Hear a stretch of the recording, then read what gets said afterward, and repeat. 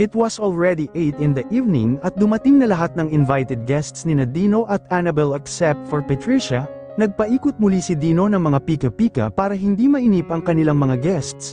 Ayaw na ayaw ni Patricia ng mga pahulihin kaya nasisigurado ni Dino na sinadya nitong magpalate. Almost 8:30, lumapit si Annabel kay Dino, nakangiti ito pero hindi yun ang makikita sa mga mata niya. Andito na lahat ng mga guests natin maliban kay Patricia, pabulong na sabi ni Annabel kay Dino. Pag dinilay pa natin ang pag-serve ng dinner sobrang gutom na ang aabutin nila, nakakahiya. Bigyan pa natin kahit 5 minutes si Patricia, sagot ni Dino. Pag wala pa siya, tumigil si Dino nang mapansin niyang pumasok si Patricia, nag-excuse siya kay Annabel para salubungin ito. Sana hindi pa ako huli, malamig na sabi ni Patricia, keber kung dramatic ang entrance niya. Alam mong late ka at wala kang pakialam, sagot ni Dino, pero mas mabuting huli kaysa mamaya. Well, akala ko mas gusto mo ang never, hindi ko ini-expect that you will invite me again. Sarkastikong sagot ni Patricia, where's your executive assistant? Wala akong idea kung nasaan siya, pero gusto kong makilala mo ang maganda kong asawa. Napaka-loyal mo naman, pabirong sagot ni Patricia. Tapat sana ako sa'yo kung pinakasalan mo ako, ngunit hindi sapat na tapat para maghintay ng 5 taon. Alam mo naman kung bakit ko pinakasalan si Annabel. Para magkaroon ng mga anak at ma-enjoy mo sila while you're still young, don't give me that crap sweetheart, galit ka because I put career over marriage. Hindi pinansin ni Dino ang comment ni Patricia, iginiya niya ito papasok sa dining hall palapit kay Annabel na noon ay nakikipagkwentuhan kay Roland Sevilla at sa asawa nito. Hindi maiwasan ni Dino na may kumpara si Patricia kay Annabel, magkaiba talaga sila. His wife is very attractive but sultry while Patricia is very sophisticated but fragile. Nagpalipat-lipat ang tingin ni Dino sa dalawa and he wondered, sino kaya ang pipiliin niya kung ngayon lang niya pareho nakilala ang dalawang babae? It's just a silly question because he already had the answer, Patricia, of course. And again, he studied both women. Parang apoy at yelo. It was a quick description but both are complementary, coolness that will help him relax at pampakalma sa toxic na trabaho. Apoy na magdadala ng init at tutulong sa kanya na makapagpahinga. Tumagilid si Annabel and Dino saw ang hubog ng kanyang dibdib. He knew that Annabel would only surrender for love, bumantong hininga si Dino, napakaswerte ng lalaking makakasama ni Annabel. Napaka-sweet mo naman Annabel for inviting me here, sabi ni Patricia, feeling ko tuloy close na tayo. Ilang beses din naman tayong nagkita sa opisina, sagot ni Annabel with confidence. Talaga, pay no senting sagot ni Patricia, well, to be honest, hindi kita napansin. Can we have our dinner? Sabat ni Dino sa dalawa dahil baka kung saan pa mapunta ang kanilang usapan. Oo naman babe, pagsang-ayon ni Annabel, they lead the guests to the dining table. Nang umupo na sila, nagulat si Dino nang makitang sa tabi niya umupo si Patricia. Nakakatuwa naman talaga ang executive assistant mo, ako pa talaga ang ginawa niyang guest of honor, bulong ni Patricia kay Dino. Ang aking asawa ay may magandang halaga, huwag mong asahan na maniniwala ako na asawa mo siya, sweetheart. Alam ni Dino na walang patutunguhan ang mahinang usapan nila ni Patricia kaya ibinaling niya ang atensyon sa kanyang asawa. Dapat maging masaya siya dahil na-upset si Patricia sa kanyang marriage, pero bakit nalulungkot siya sa kinahinatnan ng love story nila ni Patricia? Nasayang lang ang lahat ng pagmamahal nila. Nakikita ni Dino from the corner of his eyes ang nanginginang na necklace nito at ang mga singsing na napapalibutan ng diamonds. Muli itong nagpapaalala kay Dino kung paanong pinagpalit ni Patricia ang kanyang pagmamahal over her career. Dino raised his glass and looking down the table, he saw Annabel also raised her glass. Inaabangan niyang tumingin sa kanya si Annabel para makipag-toast sa kanya pero abala ito sa pakikipag-usap sa katabi niya to look his way. Mabuti na din yun, naisip ni Dino, para hindi niya makita ang kagustuhan sana niya na umarte sa harap ni Patricia.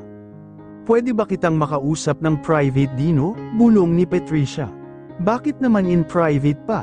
Tanong ni Dino, ngayon ka lang nagtanong sa akin ng ganyan.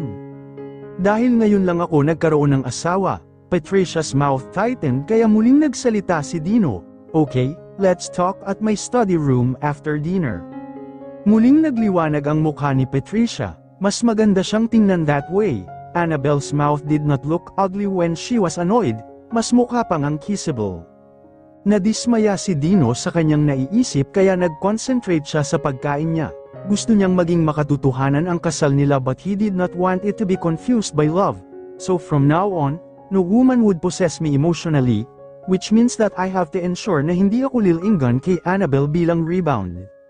Natapos na ang dinner at sinamahan ni Annabelle ang mga babaeng guests sa drawing room, tumaas ang kilay niya kay Dino habang sumusunod sa kanilang mga guests. Mukha namang hindi ito napansin ng asawa at nanatili pa din sa table, ilang minuto lang at nag-excuse siya by saying he had an urgent call to make.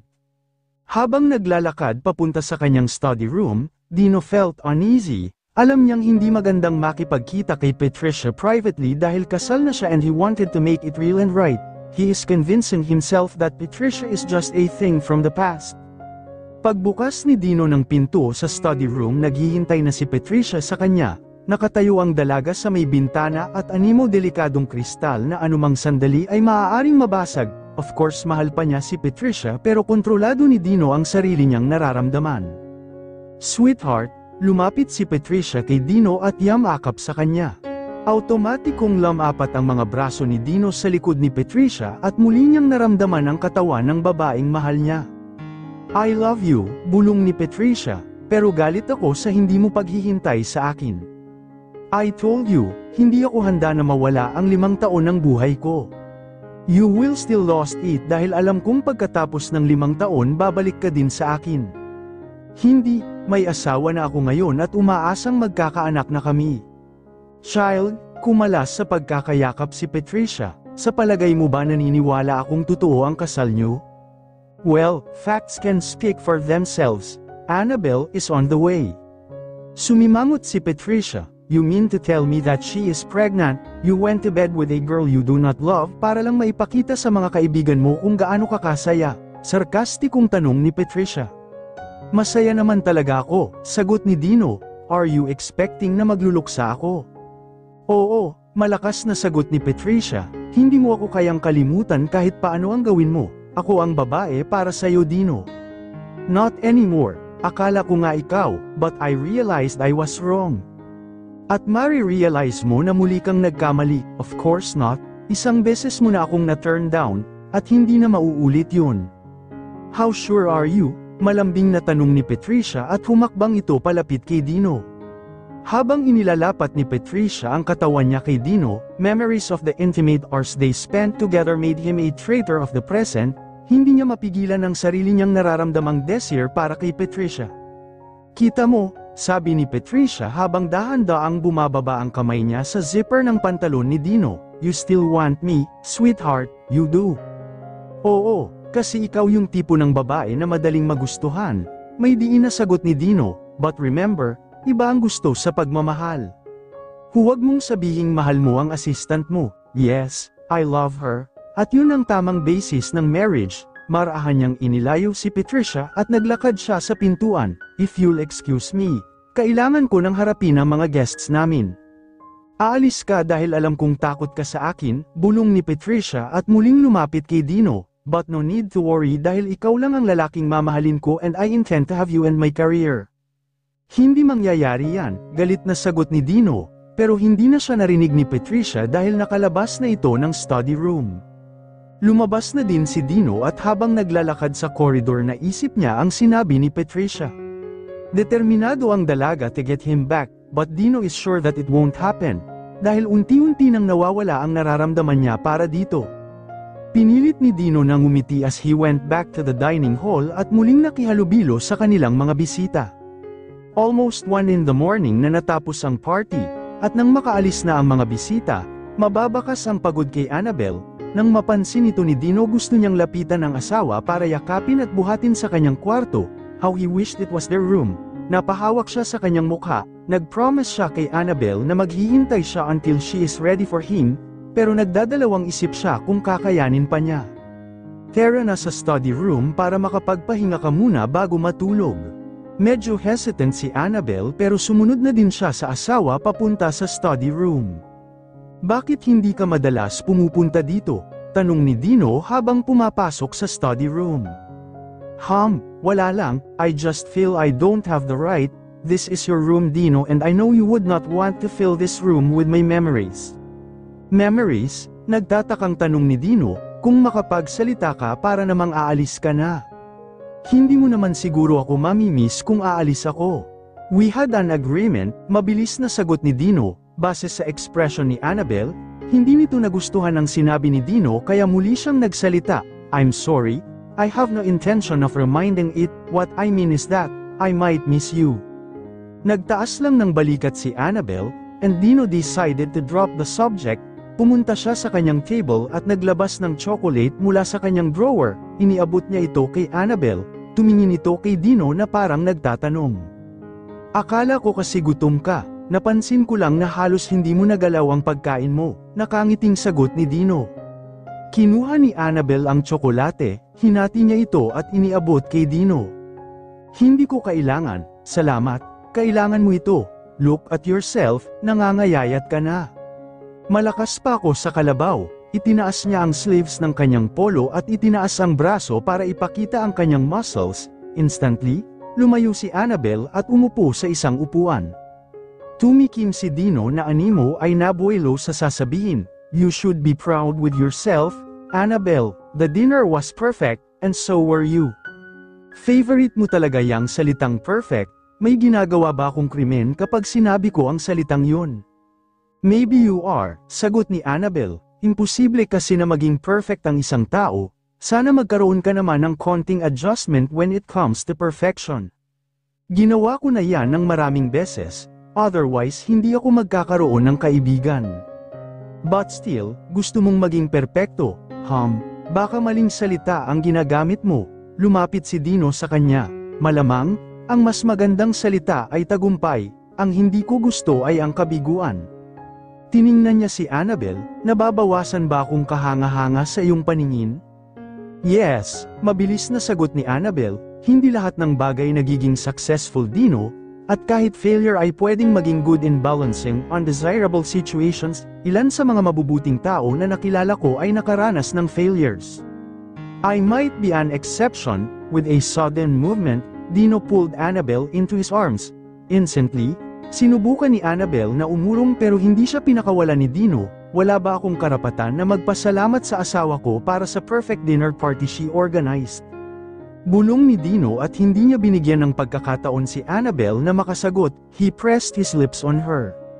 Hindi tinutugon ni Annabel ang halik ni Dino, and when he tried to force them apart hinawakan ni Annabel ang dibdib niya at sinubukan siyang itulak. Hindi ito pinansin ni Dino.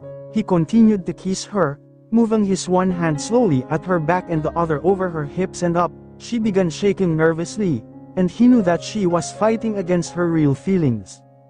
Kiss me, bulong ni Dino, simula nang tanggalin ang takip ng kanyang dibdib, agad niyang hinawakan ang dibdib nito na matatag na nakatayo. God, gusto niya ako gaya ng gusto ko sa kanya, bakit niya pinipigilan? Nagtataka si Dino. Kiss me, muling sabi ni Dino, hindi, bakit? He pressed his cheek to her. Open your mouth and kiss me, Annabel, hindi mo naman kailangang mahiya, almost 2 months na tayong kasal. Pilit na kumalas si Annabel sa mga braso ni Dino. Dapat mo bang ipaalala sa akin ang agreement natin? Galit na tanong ni Annabel. Sabi mo maghihintay ka hanggang sa maging ready ako. At hindi pa ako handa, hindi ko pa nararamdaman na kaya ko nang isakripisyo ang sarili mo, putol ni Dino sa sasabihin ni Annabel. Oo, mahinang sagot ni Annabel, parang ganun na nga, sacrifice. Sa palagay mo ba gusto kong gawin ang isang bagay na very sacred sa mag-asawa gayong ibang babae naman ang iniisip mo? Tama na ang isang gabing pagkakamali. Pwede bang wag nating isali sa usapan si Patricia? Galit na tanong ni Dino. Bakit hindi? You make it impossible. Sa palagay mo ba hindi ko napansin na nawala siya sa drawing room after ng dinner and then coming back from this room? Of course I was with her, pero walang ibang dahilan yun.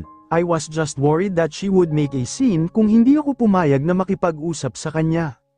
Mahal mo pa ba siya? Mahal ko pa ba siya? Siguro before the dinner I can instantly say yes.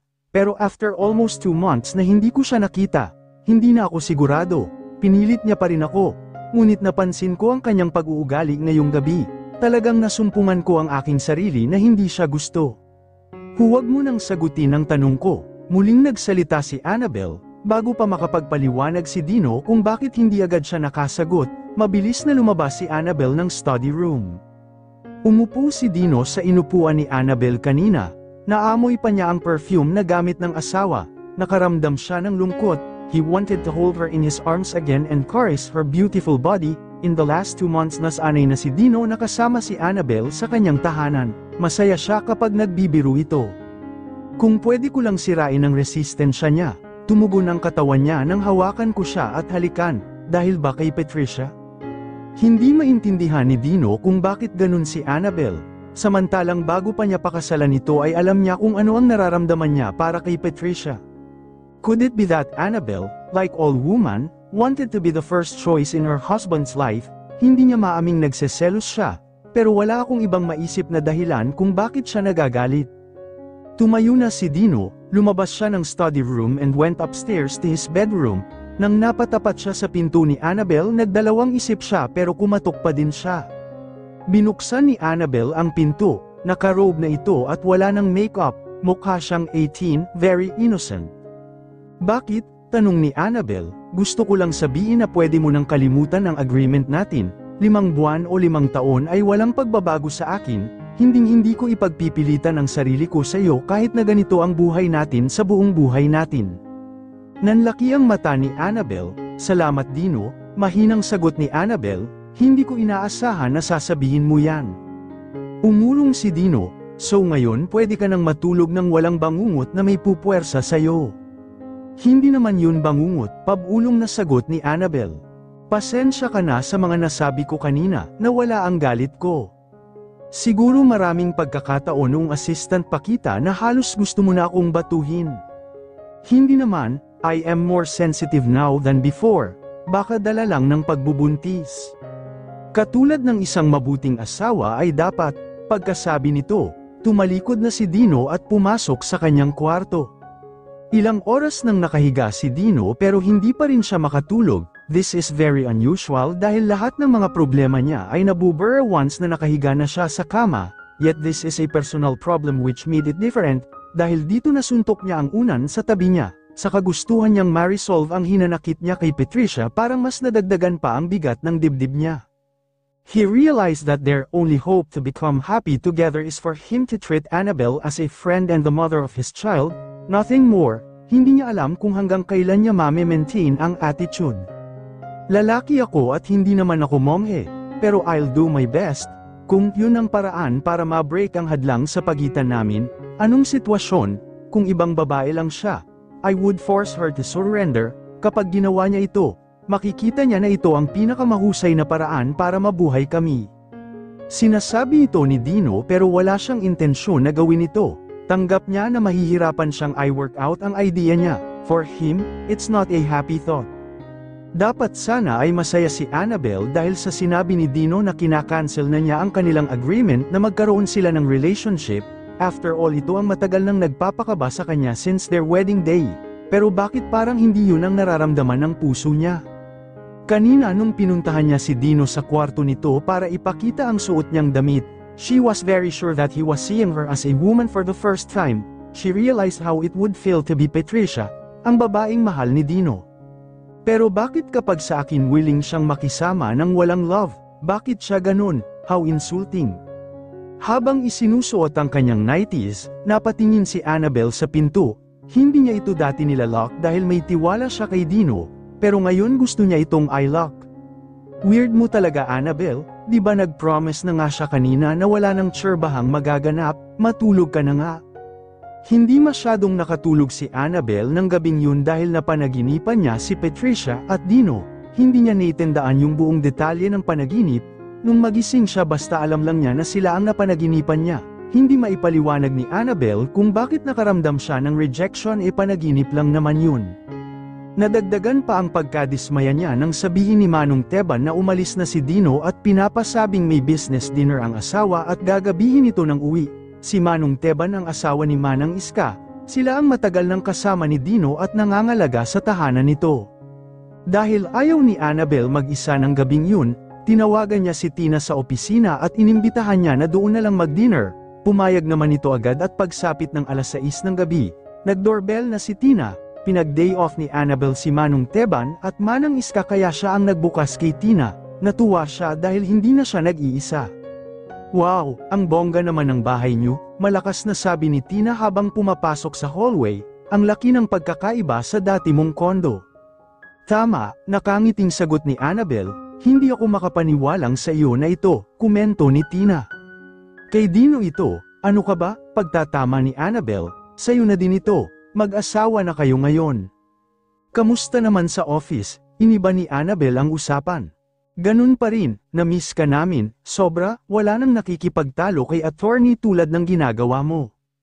Umupo si Tina. "You look good Annabel, para kang model." "Salamat sa compliment, pero wala namang ibang nabago, ako pa din ito, hindi ko maramdamang may nagbago." "Bakit naman? Bored na bored ako dito, hindi naman ako sanay ng walang ginagawa." "Ganon, kung ako ang nakapag-asawa ng kasing yaman ni attorney malamang madami akong pwedeng gawin, shopping, pasyal at kung ano-ano pang pwedeng gawin sa pera."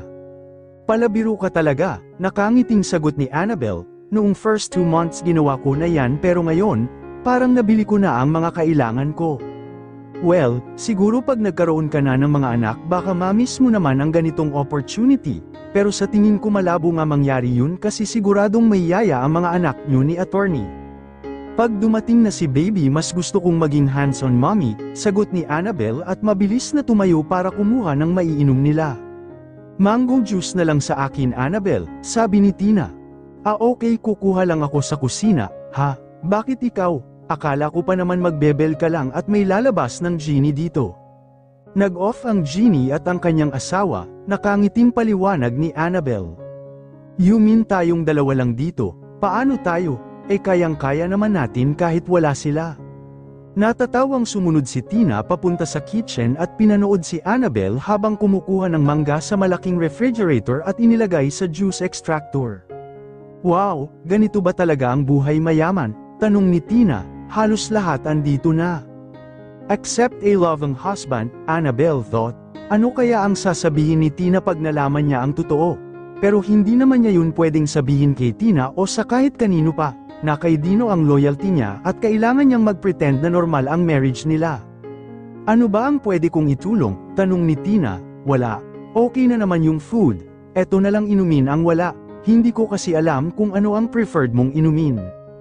Pagbalik nila sa dining table, isa-isang tiningnan ni Tina ang mga pagkaing inihain ni Annabel. May pork, gulay, chicken at isda na putahe. "Baka naman maglabas ka pa ng strawberries Annabel," biro ni Tina. Ito kasi ang paborito niya. "Actually, meron naman sa refrigerator kung yun ang gusto mo." "Ay pag ganyan ka Annabel masasanay ako at baka magpabalik-balik ako dito." "Wala namang problema, mas okay nga yun. Sayang nga at wala si Dino." "Naku, mas mabuti nga na wala si attorney, baka wala ako ngayon dito. Siguradong ayaw niya na na-invade ang privacy niya."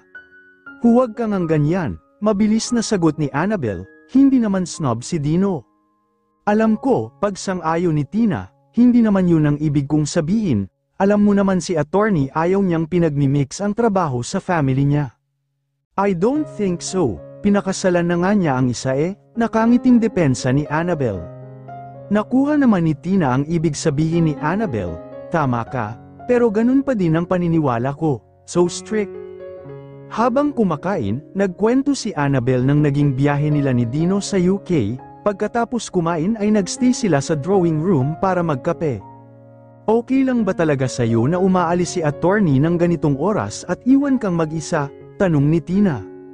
"Okay lang, kailangan kasi niyang makipag-usap sa mga clients niya. Lalo na kapag ang kliyente ay si Miss Patricia Esguerra." Straightforward na tanong ni Tina. Nanginig ang mga kamay ni Annabel at ibinaba niya ang kanyang tasa. Bakit hindi sinasabi ni Dino? Napansin niya ang pagtataka sa mukha ni Tina. "Madaming client si Dino na babae, at kung magseselos ako sa kanila, all my life would be like hell. I think Miss Esguerra is more than a client, Annabel." Ganun talaga ang gusto ni Dino na isipin ng mga tao. Composed na sagot ni Annabel. para walang magka-idea ng tungkol sa aming dalawa. Well, nag-succeed ka naman dun, sagot ni Tina na may paghanga. Palagay ko, wala ngang nakahalata na nagmamahalan kayo ni attorney, yung engagement mo ba kay Gabby part pa din ng palabas ninyo? Hindi agad nakasagot si Annabel, hindi niya naisip na itatanong yun ni Tina, inisip niyang mabuti kung kano nga ba ang sinabi niyang dahilan kay Tina noon pero hindi niya ma-recall. I got engaged kay Gabby kasi hindi ko naisip na ikakasal kami ni Dino pagdating ng araw, alam ko namang mahal niya ako kaya lang hindi ko nakita kay Dino na magse-settle down siya agad, so nag-decide ako to make a life with Gabby. Siguro nagselos ng bongga si attorney nung malaman niya yun at na-realize niya na hindi ka dapat niya pakawalan kaya naman pala pinakasalan ka niya agad, kinikilig na sabi ni Tina, nag-pay off ang drama mo Annabel, ha? Oo, parang ganun, ngumiti si Annabel, gusto mo pa ng coffee? Yes please, lumapit si Tina sa shelves kung saan nakalagay ang mga libro ni Dino, ang hilig talaga magbasa ni attorney, aside from law, may tungkol din sa paintings, sculptures, religion at pati ba naman gardening, akala ko law at magagandang babae lang ang interest ni attorney, well, until he married you, of course. Hindi nagustuhan ni Annabel ang mga comments ni Tina, nagsisituloy siya kung bakit inimbitahan pa niya ito, nagkunwaring humikab si Annabel at nagtakip ng bibig. Nakakahiya man Tina pero inaantok na ako, napuyat kasi kami kagabi dahil sa dinner party. Pumapatak na ang talukap ng mata ko, pagdadahilan ni Annabel, okay lang, gumagabi na at kailangan ko na ding umuwi. Tumayo na si Tina at tinulungan niya si Annabel sa pagdadala ng tray palabas ng drawing room. Natutuwa ako at nagkita tayo ulit Annabel, hindi ko na nga inaasahan that you will keep in touch. Inihatid ni Annabel sa gate si Tina at hinintay na makasakay ng taxi. Bumalik siya muli sa loob para ligpitin ang mga pinagkapehan nila ni Tina.